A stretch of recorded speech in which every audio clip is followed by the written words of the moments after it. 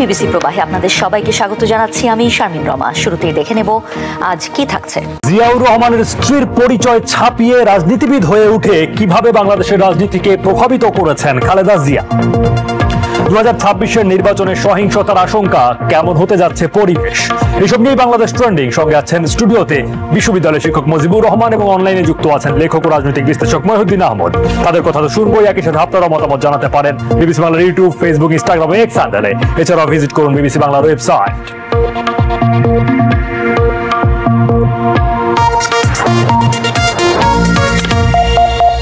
গুরুতর অসুস্থ অবস্থায় চিকিৎসাধীন বিএনপি চেয়ারপারসন ও বাংলাদেশের সাবেক প্রধানমন্ত্রী খালেদা জিয়া সোমবার তার শারীরিক অবস্থা সম্পর্কে দলের কয়েকজন নেতা কথা বলেছেন।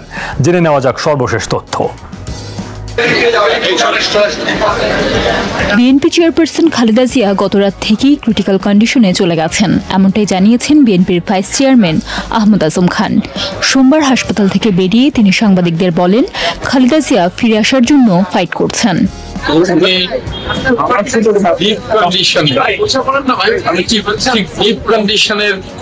ব্যাখ্যাটা আপনাদের কাছে দিতে চাই না, এটুকুই বলতে চাই উনি খুব ডিপ কন্ডিশনে আছেন। এটাকে আপনারা ভেন্টিলেশনও বলতে পারেন বা ক্রিটিক্যাল কন্ডিশনও বলতে পারেন। যদিও মিসেস জিয়ার চিকিৎসা সম্পর্কিত যে কোনো তথ্য দলটির স্থায়ী কমিটির সদস্য জাহিদ হোসেন গণমাধ্যমে উপস্থাপন করবেন বলে জানানো হয়েছে বিএনপির পক্ষ থেকে। তিনি সিসিউতে আছেন, পূর্বের মতো পূর্বে যে চিকিৎসাটা ওনার করে আসতে হয়েছে গতকাল পরশু, সে চিকিৎসা আজও চলছে তার জন্য। এর বাইরে এটাই সর্বশেষ আপডেট। আর অন্য যে যাই বলুক, কেউ যেন বিভ্রান্ত না। এদিনও হাসপাতালের সামনে জড়ো হতে দেখা যায় বিএনপির কর্মী সমর্থকদের, যদিও তা আগের দুদিনের তুলনায় বেশ কম ছিল।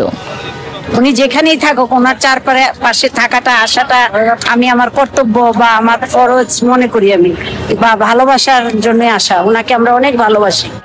শারীরিক জটিলতা নিয়ে গত 23শে নভেম্বর হাসপাতালে ভর্তি হন খালেদা জিয়া। তবে গত শনিবার ফুসফুস ও হৃদযন্ত্রের গুরুতর সংক্রমণ নিয়ে সংকটাপন্ন অবস্থায় হাসপাতালে চিকিৎসা নেওয়ার খবর আসে গণমাধ্যমে। একই দিন মায়ের অসুস্থতার মধ্যে দেশে ফেরার সিদ্ধান্ত নিজের নিয়ন্ত্রণে নিয়ে জানিয়ে সামাজিক মাধ্যম ফেসবুকে পোস্ট করেন লন্ডনে অবস্থানরত তারেক রহমান, জানিয়ে আলোচনার ঝড় ওঠে সামাজিক মাধ্যমে। পরে চিকিৎসার জন্য খালেদা জিয়াকে লন্ডনে নিতে চিকিৎসকদের অনুমোদনের অপেক্ষার কথা জানায় দলীয় সূত্র। তবে বিদেশে নেয়ার মতো শারীরিক অবস্থা না থাকায় সেই সিদ্ধান্ত থেকে সরে আসে দলটি। সবশেষ দলটির মহাসচিব মির্জা ফখরুল ইসলাম আলমগীর জানিয়েছেন, খালেদা জিয়া অত্যন্ত অসুস্থ হয়ে হাসপাতালে আছেন। দেশি বিদেশি চিকিৎসকদের যুক্ত রেখে তার চিকিৎসা চলছে। Tanha Tasnim, BBC news Bangla. বাংলাদেশের রাজনীতির অন্যতম প্রভাবশালী চরিত্র খালেদা জিয়ার বর্তমান শারীরিক অবস্থা সম্পর্কে জানলাম। এবার একটু নজর দেওয়া যাক রাজনীতিতে তার নাটকীয় উত্থানের দিকে। একজন গৃহবধূ থেকে কিভাবে তিনি রাজনীতির মাঠে সক্রিয় হয়ে উঠলেন, খালেদা জিয়ার ঘটনাবহুল রাজনৈতিক জীবনের শুরুর পর্যায়ে তুলে ধরছেন তানহা তাসনিম। ন্যূনতম রাজনৈতিক সংশ্লিষ্টতা না থাকা একজন সাধারণ গৃহিণী থেকে বাংলাদেশের রাজনীতির সবচেয়ে প্রভাবশালী চরিত্রগুলোর একজন হয়ে ওঠার এক নাটকীয় পথ পাড়ি দিয়েছেন বিএনপি চেয়ারপারসন খালেদা জিয়া। নিজে যতবার সংসদ নির্বাচনে অংশ নিয়েছেন, প্রতিবারই পেয়েছেন জয়।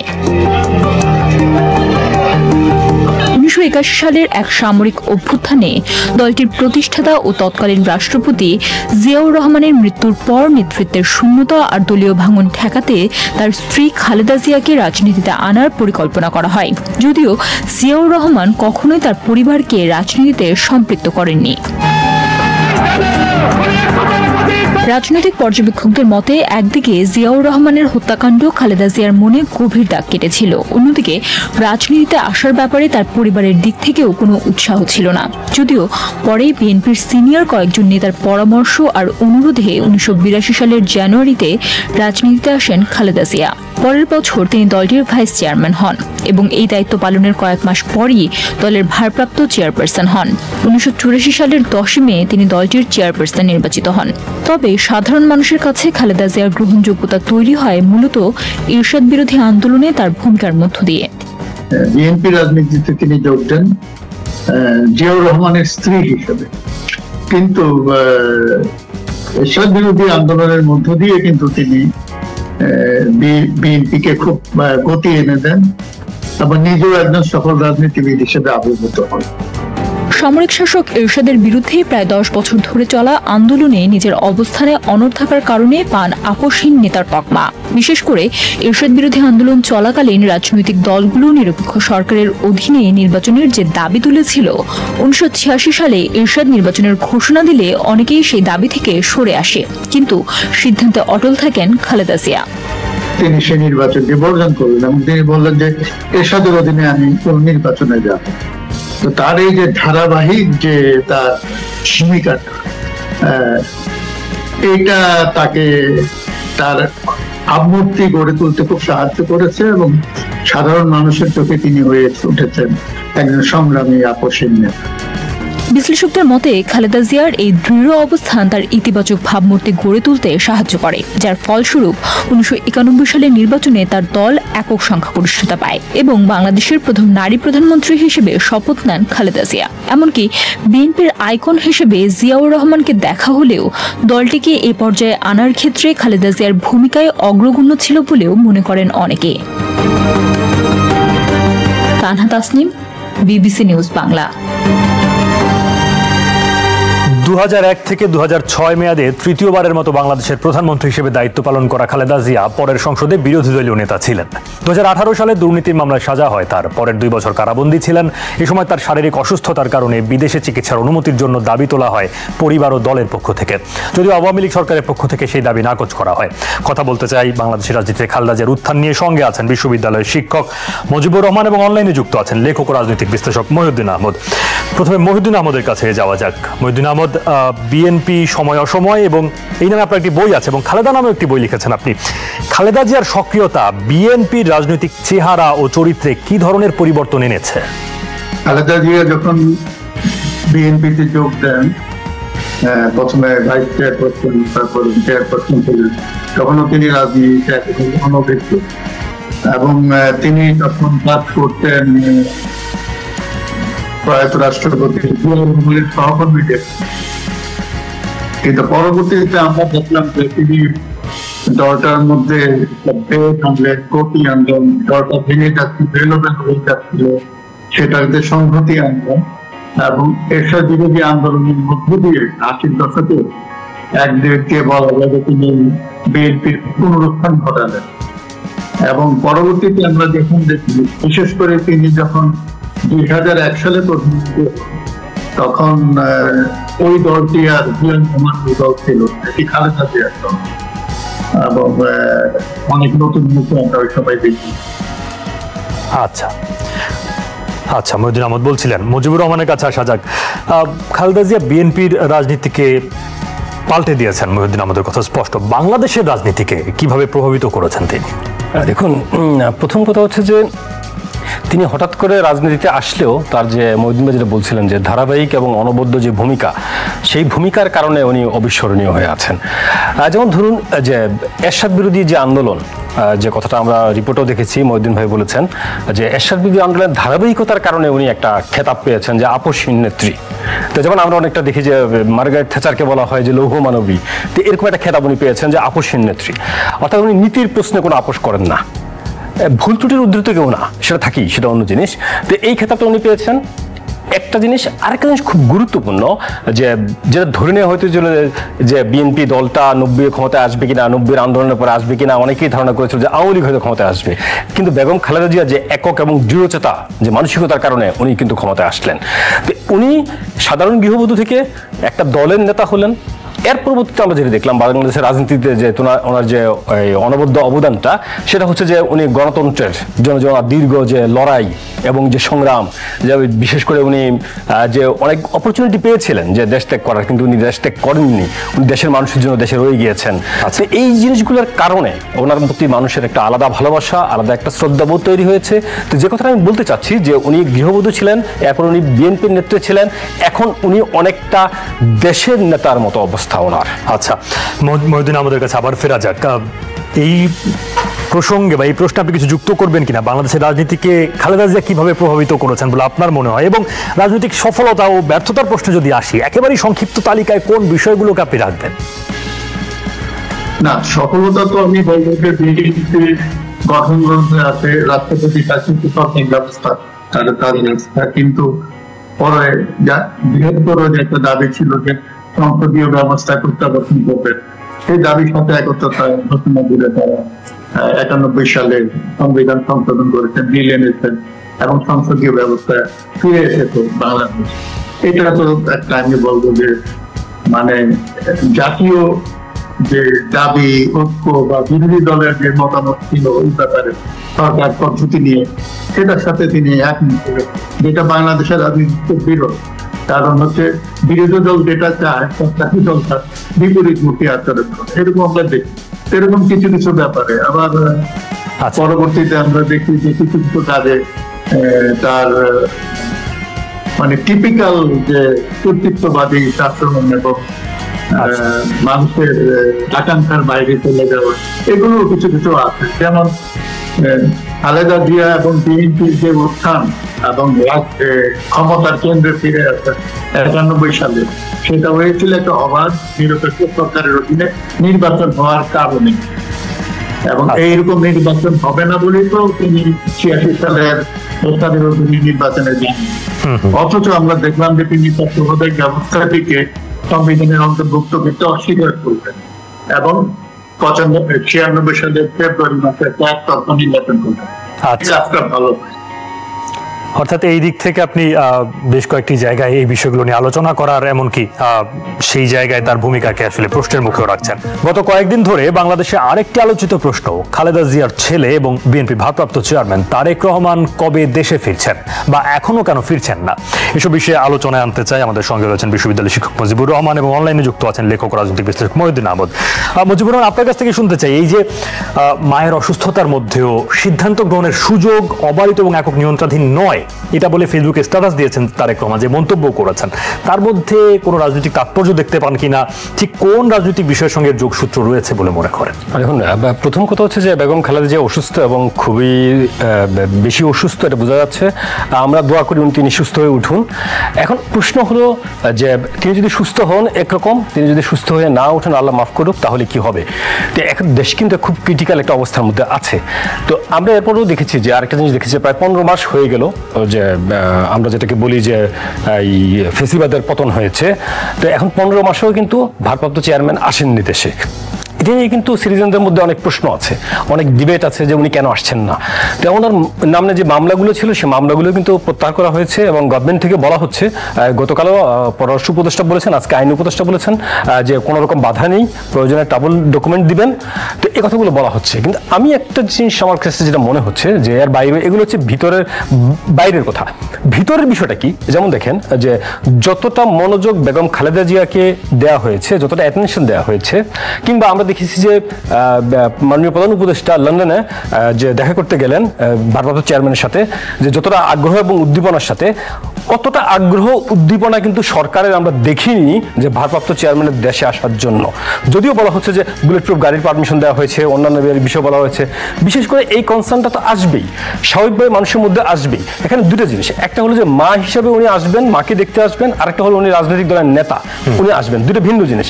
এখন আমার কাছে যেটা খুবই লাগছে, যে আপনি কি বলছেন যে রাজনৈতিক নেতাকে দেশে আনার মতো ক্ষেত্র প্রস্তুত হয়নি, বা প্রস্তুতির ক্ষেত্রে গভর্নমেন্টের আগ্রহটা আর একটু বেশি থাকা দরকার ছিল। আপনি আগ্রহের ঘাটতি দেখতে পাচ্ছেন? হ্যাঁ। আচ্ছা, মহিউদ্দিন আহমদ, আপনার কাছে আসি। আপনার ভাষ্য এসেছে, অন্যরা অনেকেই বলেন খালেদা জিয়াকে আপসহীন নেত্রী অনেকে তকমা দিয়ে থাকেন। অন্যদিকে আপনি তো দেখে থাকবেন যে তারেক রহমান যে দেশে ফিরছেন না, সেজন্য সামাজিক মাধ্যমে কেউ কেউ তার সাহস নিয়ে পর্যন্ত কটাক্ষ করছেন। আমার প্রশ্ন হচ্ছে যে ইমেজের ক্ষেত্রে, একজন নেতার ভাবমূর্তির ক্ষেত্রে এটা কোনো প্রভাব রাখে কিনা? না, তার না আসার ব্যাপারে তো একটা ভরসা তৈরি হয়েছে, কারণ তিনি ফেসবুক স্ট্যাটাসে যে কারণগুলো বলেছেন যে পরিস্থিতি তার নিয়ন্ত্রণের বাইরে, কিন্তু তিনি স্পেসিফিক্যালি কিছু বলেন। ফলে হচ্ছে কি, সব জায়গায় গুঞ্জন, আমরা অনুমান ভিত্তিক কথা বলছি যে তিনি কেন আসছেন, এই বিষয়টা তো তাকেই পরিষ্কার করতে, এবং তার ফিরে আসার ব্যাপারে যদি কোনো আমাদের সরকারের পক্ষ থেকে যদি কোনো রকমের বাধা থাকে, সেটাও তিনি বলতে পারেন। কারণ এই সরকারের সমালোচনা করে তো তিনি অনেক বক্তব্য দিচ্ছেন, জুলাই সনদ নিয়ে অনেক আপত্তি দিয়েছেন অনেক ধারার মধ্যে, এবং এমনও বলেছেন যে এমন কিছু করা এই সরকারের সিদ্ধান্ত নেওয়া উচিত না, পরবর্তী সংসদ নেবে। সুতরাং এখানে সরকারের পক্ষ থেকে কোনো ব্যত্যয় থাকলে তিনি স্পেসিফিক্যালি বলতে পারেন, আর যদি এমন কিছু থেকে থাকে যেটা তিনি বলতে পারছেন না, তাহলে তো অনেক রকমের সন্দেহ এবং গুজব সৃষ্টি হবে। সেটা রাজনীতিতে ঠিক কি ধরনের পরিস্থিতি তৈরি করে? এটা বিএনপির জন্য সংকট আমি বলবো, যে কারণ খালেদা জিয়া তো হচ্ছেন বিএনপির আইকন, এখন তারেক হচ্ছেন ভারপ্রাপ্ত চেয়ারপারসন। তো যেখানে খালেদা জিয়া মোটামুটি আমি বলবো যে তিনি নিষ্ক্রিয়, তো সেক্ষেত্রে তো তারেক রহমানকে দলের কমান্ডটা নিতে হবে এবং তাকে দৃশ্যমান দিতে হবে। সেটা যতদিন তিনি না হবেন ততদিন কিন্তু দলের মধ্যে একটা অস্থিরতা থাকবে এবং দলের বাইরের মানুষ সন্দেহ করতে পারবে না। আচ্ছা, আগামী ফেব্রুয়ারি মাসে জাতীয় নির্বাচনের ঘোষণা দিয়েছে অন্তর্বর্তী সরকার। এই মাসে তফসিল ঘোষণা করার কথা রয়েছে, তবে নির্বাচন ঘিরে সহিংসতার শঙ্কাও এখন আলোচনায়। এ বিষয়ে অর্চয়ত্র নীলার প্রতিবেদন দেখে নেব এবার।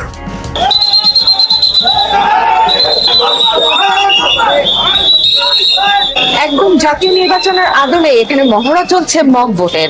এর আয়োজন করেছেন নির্বাচন কমিশন, জাতিসংঘ সহ বেশ কয়েকটি সংস্থা মিলে। জাতীয় নির্বাচনের সময় ঘোষণা করা হয়ে গেছে, এ নিয়ে প্রস্তুতিও চলছে জোরে সোরেই। কিন্তু বাস্তবতা হচ্ছে এখনো মানুষের মধ্যে সংশয় রয়ে গেছে যে নির্বাচন আদৌ হবে কিনা। দেশটা মনে করেন অনেকে পরিস্থিতি খারাপ, নির্বাচনটা মনে হয় হবে না। সবকিছুতেই মনে হচ্ছে যে অনিশ্চিত, মনে হচ্ছে নির্বাচনটা কিছু পিছিয়ে হবে, এরকম মনে হয়। নির্বাচন হবে কিন্তু শেষ মুহূর্তে কি হয় সেটা আমরা আসলে সবাই অনিশ্চিতই। আমার মনে হচ্ছে নির্বাচন হবে, তবে নির্বাচন কতটা সুষ্ঠু করতে পারবে সেটাই হচ্ছে মূল দেখার বিষয়। নির্বাচনটা যদি আরো আগে হইতো তাহলে আমার মনে হয় দেশটা আরো শান্ত থাকতো। নির্বাচনের আগে একটা কেওটিক সিচুয়েশন তো হবেই, কারণ কেউই তো আর নিজেদের স্থানে বসে থাকবে না। জাতীয় নির্বাচনের আগে হওয়া এমন মক ভোট আগে দেখা যায়নি। এখানে ভোটের ব্যালট ছাড়াও জুলাই সনদের প্রেক্ষিতে গণভোটের 4 প্রশ্নে হ্যাঁ না ভোটের ব্যালটও দেখা গেছে। সেখানে সেনাবাহিনী সহ নিরাপত্তা বাহিনীর অবস্থানও সাজানো হয়েছে। তবে একটি কেন্দ্রের সাজানো এবং জাতীয় নির্বাচনে দেশব্যাপী হাজারো কেন্দ্র ঘিরে নিরাপত্তা নিশ্চিত করার মধ্যে তফাৎ রয়েছে। একটা হলো যে আপনার ল এনফোর্সিং বাহিনীর সক্ষমতা, এটা আদৌ কতটুকু প্রস্তুত, তাই না? আবার ধরেন পুলিশের পক্ষ থেকে একেবারে নিরপেক্ষভাবে দায়িত্ব পালন করা তারা করবে কিনা সে ব্যাপারে একটা সন্দেহ রয়েছে। আবার ধরেন যে অস্ত্রগুলো লুট হয়ে গেছিল থানাতে, সেই অস্ত্রগুলো সব উদ্ধার তো হয়নি। এগুলো যে নির্বাচনের সময় ব্যবহৃত হবে না তার কোনো নিশ্চয়তা কেউ দিতে পারবে না। সুতরাং সব মিলায় আমার মনে হয় যে এবারে নির্বাচনে সহিংসতার ঝুঁকি মারাত্মক। বিশ্লেষকদের অনেকের মতে অন্তর্বর্তী সরকারের সময় আইন শৃঙ্খলা নিশ্চিতে যে দুর্বলতা দেখা গেছে সেটিও এবারে ঝুঁকির জায়গা বাড়িয়ে দিচ্ছে। এছাড়া বিভিন্ন দলের মধ্যে সহিংসতা, দলের অভ্যন্তরীণ বিরোধ, বিদ্রোহী প্রার্থী বা একই আসনে একাধিক প্রার্থী, সেসব থেকেও নির্বাচনকালীন পরিবেশ অস্থিতিশীল হয়ে ওঠার শঙ্কা রয়েছে। গত 3টি নির্বাচন তো আসলে নির্বাচন হয়নি। এই 3টি নির্বাচনের আগের কয়েকটি নির্বাচনের প্রেক্ষাপট যদি আমরা দেখি, সেখানে স্পষ্টতই হতাহত কিংবা আপনার যে সহিংসতা সেটি দুটো দলের মধ্যে সীমাবদ্ধ ছিল, আওয়ামী লীগ, বিএনপি। কিন্তু বর্তমান প্রেক্ষাপটে আমরা যদি দেখি, বিএনপি, জামায়াতে ইসলামী এবং এনসিপি, এখানে এই 3টি দলের মধ্যে কিন্তু সহিংসতার সম্ভাবনা খুব বেশি। নির্বাচনী মাঠে প্রতিপক্ষ কিন্তু ত্রিমুখী এবং কোথাও কোথাও চতুর্মুখী হতে পারে। এবং ইতিমধ্যে আমরা একটা কথা আমাদের আমলে নিতে হবে, যেখানে সজীব ওয়াজেদ জয় তিনি কিন্তু বলেছেন যে তারা নির্বাচনটা হতে দিবে না, তো তাদের দিক থেকে সহিংসতা হওয়ারও সম্ভাবনা রয়েছে। আমরা একটা এরকম সাজানো নির্বাচন দেশের অর্ধেক ভোটারদেরকে বাদ দিয়ে আমরা হতে দেব না। আমরা আন্দোলন করব, আমাদের তারা আর কোনো পথ ছাড়ে না। বাংলাদেশের জাতীয় নির্বাচন ঘিরে সহিংসতার ইতিহাস অনেক পুরনো। বিশেষ করে তত্ত্বাবধায়ক সরকারের অধীনে যেসব নির্বাচন হয়নি সেসবের সহিংসতার মাত্রা ছিল অনেক বেশি। এর মাঝে উল্লেখযোগ্য 2014 সালে আওয়ামী লীগ সরকারের অধীনে নির্বাচন, যেখানে শুধু ভোটের দিনই অন্তত 18 জনের মৃত্যু হয়। আর এবছর তফসিলের আগেই রাজনৈতিক সহিংসতায় অক্টোবর মাস পর্যন্ত প্রায় 350 ঘটনায় 90 জন নিহত হওয়ার তথ্য দিচ্ছে আইন ও সালিশ কেন্দ্র। যে কোনো সময়ের তুলনায় এবারে নির্বাচনের সহিংসতা বেশি হওয়ার সম্ভাবনা আছে। সেজন্য আমি মনে করি এবারে নির্বাচনটা ধাপে ধাপে করলে এ থেকে হয়তো রক্ষা পাওয়া সম্ভব। মানে আপনি একদিনে নির্বাচনটা না করে আপনি যদি 2 দিনে 3 দিনে 4 দিনে করেন, সেক্ষেত্রে এটা আমার মনে হয় এটা ভালো ফল দিতে পারে। আসন্ন নির্বাচনে বড় দল আওয়ামী লীগ অংশ নিতে না পারা এবং অন্য দলগুলো তাদের ভোট ব্যাংক টানার চেষ্টাও বাড়তি ঝুঁকি তৈরি করতে পারে বলছেন বিশ্লেষকেরা। এছাড়া প্রতিপক্ষকে হটাতে পেশিশক্তি বা অস্ত্রের প্রয়োগ, ভোট কেন্দ্র দখলের চেষ্টা, এমন সংস্কৃতিও একটা বড় শঙ্কার জায়গা। ফলে অন্তর্বর্তী সরকারের জন্য সুষ্ঠু নির্বাচন নিশ্চিত করা নিঃসন্দেহে হবে একটি চ্যালেঞ্জিং বিষয়। অর্চিয়া তন্দ্রিলা, বিবিসি নিউজ বাংলা। সঙ্গে আছেন বিশ্ববিদ্যালয়ের শিক্ষক মুজিবুর রহমান, তার কাছে যাচ্ছি। নির্বাচনের সহিংসতা একটা সাধারণ ঘটনা বলেই প্রতীয়মান হয় বাংলাদেশে। এবারের নির্বাচনে সহিংসতা হওয়ার মতো ঠিক কি কি এলিমেন্ট বা উপাদান দেখেন? দেখুন, প্রথম বিষয় হচ্ছে যে এই সরকার একটা দুর্বল সরকার। এর আগেকার যে আমরা তত্ত্বাবধায়ক সরকার কিংবা অন্তর্বর্তীকালীন সরকার জেলে দেখেছিলাম, অনেক শক্তিশালী সরকার ছিল। জাস্টিস শাহাবুদ্দিন আহমদ থেকে শুরু করে, হাবিবুর রহমান থেকে শুরু করে একটা নির্বাচন কন্ডাক্ট করার মতো মানুষ কিন্তু সেই কনফিডেন্স পেয়েছিল। এবারের সরকারের প্রায় দেড় বছরে যে তাদের বিভিন্ন কর্মকাণ্ড আমরা দেখেছি, তাদের অনেক দুর্বলতা। তো এখন এই দুর্বলতার কারণে কিন্তু মানুষজন কিন্তু সহিংস আচরণ করছে, অনেকে দাবি দাবা আন্দোলন এগুলো নিয়ে কিন্তু মাঠে নেমেছে। তো এখন আমার যেটা আশঙ্কা হচ্ছে যে, যেমন প্রথম কথা হচ্ছে পুলিশ বাহিনীকে কিন্তু রিফর্ম করা হয়নি ঠিকভাবে, কারণ মূল কন্ডাক্টটা করে পুলিশ। তো এখন এই পুলিশের জায়গাটা আরো শক্তিশালী করা দরকার ছিল, এটা একটা। দ্বিতীয় বিষয় হলো যে এই সরকারের প্রতি কিন্তু এক ধরনের আছে যে পক্ষপাতিত্ব আচরণের অভিযোগ আছে কোনো কোনো রাজনৈতিক দলের। তো সেই জায়গাটায় কিন্তু একটা আশঙ্কা থেকে যাচ্ছে। আরেকটা খুব গুরুত্বপূর্ণ বিষয় হলো যে প্রশাসনে কারা আছেন এখন, যে প্রশাসন কিন্তু নির্বাচনকে চাইলে নিয়ন্ত্রণ করতে পারেন। তো এখন এই প্রশাসনিকভাবে তারা কি করবেন? কখনো কোথাও দেখা যাচ্ছে যে দেখে না দেখার ভান করবেন, আবার কোথাও কঠোর হস্তে দমন করার চেষ্টা করবেন। এই ধরনের আচরণ রাজনৈতিক দলগুলোর মধ্যে এই অভিযোগ আছে যে, যেমন বিএনপি হয়তো বলছে জামায়াতের যারা রয়েছেন তারা জামায়াত পাল্টা অভিযোগ করছে বিএনপির বেলায়, এনসিপি দুজনের বিরুদ্ধে, হ্যাঁ, মানে সবার বিরুদ্ধে অভিযোগ করছে। অর্থাৎ প্রশাসনকে দলীয় লেজুর বৃত্তি মুক্ত করাটা জরুরি ছিল, প্রশাসন এবং পুলিশ বাহিনীকে। এই কাজটা কিন্তু ঠিকমতো হয়নি আমাদের। তো আপনি যেমন দেখুন, একটা উদাহরণ দিই আমি, যে লটারি করে বলা হচ্ছে যে ডিসি এবং এটাকে দেওয়ার জন্য। তা আপনি যদি একই ধরনের লোককে, একই ধরনের গ্রুপের লোককে লটারি করে জেলা চেঞ্জ করে দেন, লাভ হলো কি? কথা তো একই, সে তো ওখানে গিয়ে একই কাজ করবে, তার পারপাসে সার্ভ করবে। আরেকটা খুব গুরুত্বপূর্ণ বিষয় হলো, রাজনৈতিক দলের ক্ষেত্রে কিন্তু বিভিন্ন শিক্ষকরা, তারপরে বিভিন্ন ইয়ারা কিন্তু ওই যে পোলিং এজেন্ট থাকেন, তারপরে হলো যে প্রিজাইডিং অফিসার থাকেন। কোনো কোনো রাজনৈতিক দল প্ল্যান করে এখন থেকেই সব কিছু ঠিক করে ফেলেছে, যে কারা কোথায় হবে, বদলি করে এগুলো করে ফেলা হয়েছে। এই জায়গাগুলো যদি ঠিকভাবে আপনি ঠিক না করেন, তাহলে কিন্তু এই নির্বাচন প্রশ্নবিদ্ধ হবে। এটা এক নম্বর। 2 নম্বর হলো যে অংশগ্রহণ। খুবই গুরুত্বপূর্ণ বিষয় হচ্ছে অংশগ্রহণ এবং স্বচ্ছতা। এই স্বচ্ছতা, অংশগ্রহণ এবং বিশ্বাসযোগ্য নির্বাচন যদি না হয়, দেশে এবং দেশের বাইরে আন্তর্জাতিক বিশ্ব কিন্তু এই নির্বাচনকে প্রশ্নবিদ্ধ করবে, যেমনটি আমরা দেখেছিলাম গত 3টি নির্বাচনে। সেক্ষেত্রে প্রধান উপদেষ্টা যে চলতি বছরের শুরুতে বলেছিলেন যে সর্বকালের সেরা নির্বাচন হবে এবারে নির্বাচন, অন্তত তারা তাই চান, সেটি বলেছেন। আপনি আস্থা রাখছেন? উনি হয়তো চাচ্ছেন, কিংবা ওরা টিম হয়তো চাচ্ছেন, কিন্তু আমি আস্থা রাখতে পারছি না। রাজধানী উন্নয়ন কর্তৃপক্ষ রাজউকের প্লট বরাদ্দে দুর্নীতির মামলায় ক্ষমতাচ্যুত সাবেক প্রধানমন্ত্রী শেখ হাসিনার ভাগ্নি ও যুক্তরাজ্যের ক্ষমতাসীন লেবার পার্টির এমপি টিউলিপ সিদ্দিককে 2 বছরের কারাদণ্ড দিয়েছেন ঢাকার আদালত। সেই সঙ্গে দেওয়া হয়েছে 1 লাখ টাকার অর্থদণ্ড। আর সেই অর্থ পরিশোধ না করলে টিউলিপের সাজার মেয়াদ বাড়বে আরও 6 মাস। ছাত্র জনতার অভ্যুত্থানের পর থেকেই টিউলিপ সিদ্দিক আন্তর্জাতিক সংবাদ মাধ্যমে নিয়মিত আলোচনায় রয়েছেন। বিশেষ করে রূপপুর পারমাণবিক বিদ্যুৎ কেন্দ্র প্রকল্পে মধ্যস্থতা, মিথ্যাচার ও অনৈতিক অর্থনৈতিক সুবিধা গ্রহণের অভিযোগ এবং পরবর্তীতে ব্রিটিশ সরকারের সিটি মিনিস্টার পদ থেকে পদত্যাগের ঘটনায় তিনি বারবার শিরোনাম হয়েছেন। এবার দুর্নীতির মামলায় তাকে সাজার খবরটিও ব্যাপকভাবে প্রচারিত হচ্ছে আন্তর্জাতিক সংবাদ মাধ্যমে। টিউলিপের সাজার খবরে আন্তর্জাতিক সংবাদ মাধ্যমগুলোর একটি সাধারণ বিষয় লক্ষ্য করা গেছে।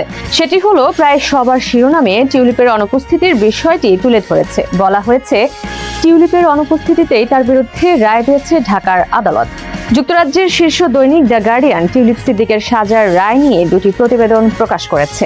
গণমাধ্যমটি একটি প্রতিবেদনের শিরোনাম করেছে, ব্রিটিশ এমপি টিউলিপের অনুপস্থিতিতেই বাংলাদেশের আদালতে তার 2 বছরের কারাদণ্ড। এই প্রতিবেদনে বলা হয়েছে, আসামিদের অনুপস্থিতিতেই এই মামলার বিচার কাজ ও রায় ঘোষণা করা হয়েছে।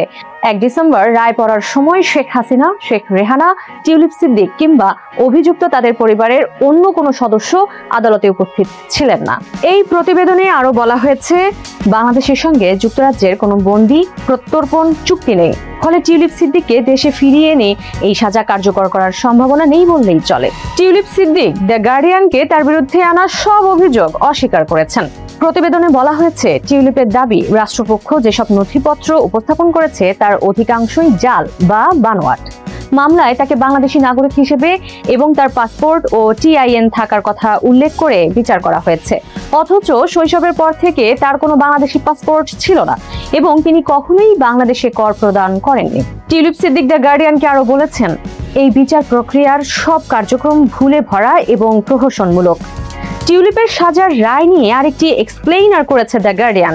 এতে টিউলিপের বিরুদ্ধে কি অভিযোগ রয়েছে, এতে টিউলিপ কি প্রতিক্রিয়া দেখিয়েছেন, তার সাথে শেখ হাসিনার সম্পর্ক কি, সিটি মিনিস্টারের পদ থেকে কেন টিউলিপ পদত্যাগ করেছেন, এসব বিষয়ে বিশ্লেষণ করা হয়েছে। গার্ডিয়ানের বরাত দিয়ে রয়টার্সের প্রতিবেদনে বলা হয়েছে, রায়ের পর প্রতিক্রিয়ায় টিউলিপ সিদ্দিক বলেছেন, এই ক্যাঙ্গারু কোর্টের রায় আগে থেকেই অনুমানযোগ্য ছিল, এটি সম্পূর্ণ অযৌক্তিক। এই কথিত রায় পুরোপুরি অনর্থক, কেউ এর তোয়াক্কা করে না। রয়টার্সের প্রতিবেদনে আরো বলা হয়েছে, টিউলিপের লেবার পার্টির এক মুখপাত্র জানিয়েছেন, সিদ্দিক এই মামলায় ন্যায়সঙ্গত আইনি প্রক্রিয়ার সুযোগ পাননি এবং তার বিরুদ্ধে কি অভিযোগ আনা হয়েছে সে সম্পর্কেও তাকে জানানো হয়নি। তার অনুপস্থিতিতেই সবকিছু হয়েছে। ওই মুখপাত্র আরো বলেন, কারো বিরুদ্ধে অভিযোগ আনা হলে তাকে অবশ্যই আইনি লড়াইয়ের সুযোগ দিতে হবে। এক্ষেত্রে যেহেতু তা হয়নি, আমরা এই রায়কে স্বীকৃতি দিতে পারি না। ব্রিটিশ সংবাদ মাধ্যম বিবিসি শিরোনাম করেছে, বিনা উপস্থিতিতে বিচার শেষে বাংলাদেশে এমপি টিউলিপ সিদ্দিককে কারাদণ্ড। প্রতিবেদনে বলা হয়, বিচার শুরু হওয়ার সময়ই এই এমপি বলেছিলেন রাষ্ট্রপক্ষ তার বিরুদ্ধে মিথ্যা ও হয়রানিমূলক অভিযোগ এনেছে। তখন টিউলিপ বলেছিলেন, আমি শুরু থেকে স্পষ্টভাবে বলেছি যে আমি কোনো অন্যায় করিনি এবং আমার সামনে বিশ্বাসযোগ্য কোনো প্রমাণ উপস্থাপন করা হলে আমি তার জবাব দেব। রাজনৈতিক ফায়দা হাসিলের জন্য আমার সুনাম ক্ষুণ্ণ করার এই প্রচেষ্টা ভিত্তিহীন। বিবিসির প্রতিবেদনে আরো বলা হয়েছে, হাসিনা সরকার ক্ষমতাচ্যুত হওয়ার পর থেকেই বাংলাদেশের প্রসিকিউটররা সাবেক প্রধানমন্ত্রীর পরিবারের সদস্য, সাবেক আওয়ামী লীগ নেতা ও তাদের সহযোগীদের বিরুদ্ধে বেশ কয়েকটি মামলা করেছেন। প্রতিবেদনে আরো বলা হয়, গত সপ্তাহে বিচার প্রক্রিয়া নিয়ে যুক্তরাজ্যের একদল জ্যেষ্ঠ আইনজীবী ব্রিটেনে নিযুক্ত বাংলাদেশের প্রতিনিধির কাছে উদ্বেগ প্রকাশ করেছিলেন। আল জাজিরা শিরোনাম করেছে, ব্রিটিশ এমপি শেখ হাসিনার ভাগ্নিকে কারাদণ্ড দিয়েছে বাংলাদেশ। প্রতিবেদনে বলা হয়েছে, ঢাকার একটি বিশেষ আদালত ভূমি বরাদ্দ সংক্রান্ত দুর্নীতি মামলায় অনুপস্থিতিতেই বাংলাদেশের সাবেক প্রধানমন্ত্রী শেখ হাসিনাকে 5 বছরের কারাদণ্ড এবং তার ভাগ্নি ব্রিটিশ সংসদ সদস্য টিউলিপ সিদ্দিককে 2 বছরের কারাদণ্ড দিয়েছেন। ঢাকার বিশেষ জজ আদালতের বিচারক রবিউল আলম এই রায় ঘোষণা করেন। রায়ে বলা হয়, গত বছর গণ অভ্যুত্থানে ক্ষমতাচ্যুত হওয়ার পর থেকে ভারতে নির্বাসিত শেখ হাসিনা প্রধানমন্ত্রী থাকার সময় ক্ষমতার অপব্যবহার করে সংশ্লিষ্ট জমি বরাদ্দ প্রক্রিয়ায় অনিয়ম করেছিলেন। টিউলিপ সিদ্দিকের সাজার রায় নিয়ে ব্রিটিশ গণমাধ্যম দ্য টেলিগ্রাফ শিরোনাম করেছে, বাংলাদেশে টিউলিপ সিদ্দিকের 2 বছরের কারাদণ্ড। প্রতিবেদনে বলা হয়েছে, দুর্নীতির দায়ে কারাদণ্ড হলেও টিউলিপ সিদ্দিকের এই সাজা খাটার সম্ভাবনা নেই বললেই চলে। তবে বাংলাদেশে তার বিরুদ্ধে এখনো বেশ কিছু অভিযোগ ও মামলা চলমান রয়েছে। দুর্নীতি দমন কমিশনের উপপরিচালক মোহাম্মদ সালাউদ্দিনের বরাতে দ্য টেলিগ্রাফ আরও জানিয়েছে, সালাউদ্দিন আদালতে দাবি করেন সম্পত্তি হাতিয়ে নিতে টিউলিপ সিদ্দিক তার খালা শেখ হাসিনাকে প্রভাবিত করেছিলেন, আর শেখ হাসিনা তার প্রত্যক্ষ প্রভাব এবং বিশেষ ক্ষমতার অপব্যবহার করে জনগণের বিশ্বাসের খেয়ানত করেছেন। ব্রিটিশ গণমাধ্যম ফাইন্যান্সিয়াল টাইমস শিরোনাম করেছে, সাবেক ব্রিটিশ মন্ত্রী টিউলিপ সিদ্দিকের বাংলাদেশে 2 বছরের কারাদণ্ড। সংবাদ মাধ্যম স্কাই নিউজও শিরোনাম করেছে, দুর্নীতির দায়ে বাংলাদেশের লেবার এমপি টিউলিপ সিদ্দিকের 2 বছরের কারাদণ্ড। এছাড়া যুক্তরাজ্যের আরেক জনপ্রিয় সংবাদ মাধ্যম দ্য ডেইলি মেইল তাদের শিরোনামে লিখেছে, সাবেক সিটি মিনিস্টার ও লেবার এমপি টিউলিপ সিদ্দিক দুর্নীতির মামলায় দোষী সাব্যস্ত 2 বছরের কারাদণ্ড। এছাড়া মার্কিন সংবাদ সংস্থা অ্যাসোসিয়েটেড প্রেস, তুরস্ক ভিত্তিক গণমাধ্যম আনাদোলু এজেন্সি, যুক্তরাজ্যের গণমাধ্যম এবিসি নিউজ, ভারতীয় সুপরিচিত পত্রিকা হিন্দুস্তান টাইমস, দ্য হিন্দু ও টিউলিপের সাজার খবর ফলাওভাবে প্রচার করেছে। Sky news, CNN, the independent, France 24 এর প্রতিবেদনে উঠে এসেছে, টিউলিপ সিদ্দিকের রায়ের এ খবর। সবাইকে শুভকামনা জানিয়ে আমি শারমিন রমাজ এখানেই বিদায় নিচ্ছি। ভালো থাকবেন।